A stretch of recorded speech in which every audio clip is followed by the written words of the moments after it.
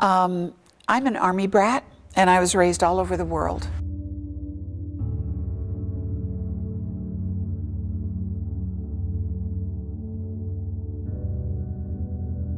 It was totally different. This was absolutely, it was like a war zone.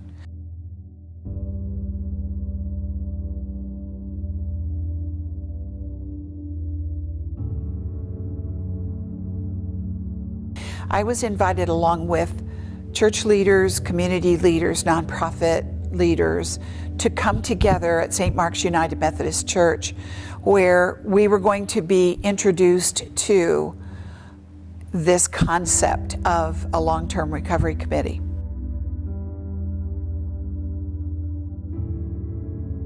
There was a structure for people to recover from this financially. And it would start with their savings, then it would go to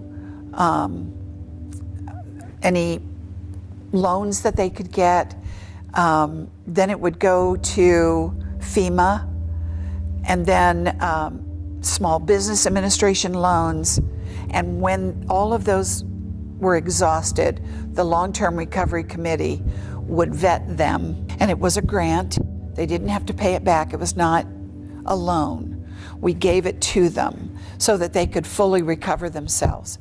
And our purpose was to make them safe, sanitary, and secure.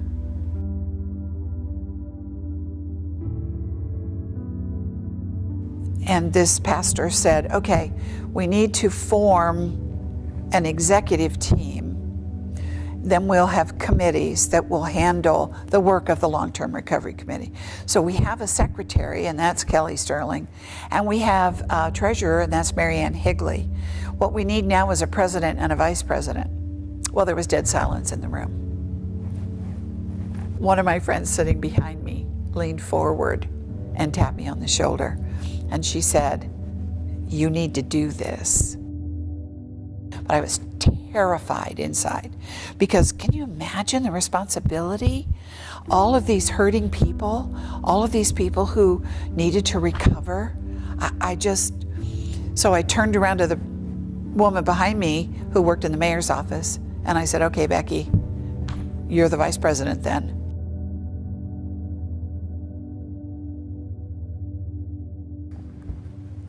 Our city government was dealing with all of the flooding impact downtown, with our businesses and with our infrastructure.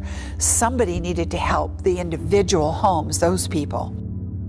Our first responders, American Red Cross, the United Way, Salvation Army, they all respond immediately, providing shelter and providing funds for sheltering. And the Salvation Army worked with the first responders to provide food as they were working.